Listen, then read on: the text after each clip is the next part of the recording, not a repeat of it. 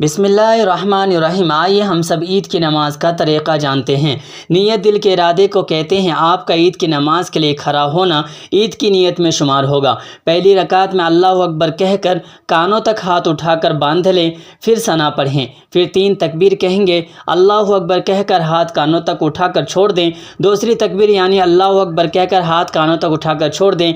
तीसरी तकबीर यानी अल्लाहु अकबर कहकर हाथ कानों तक उठाकर छोड़ दें।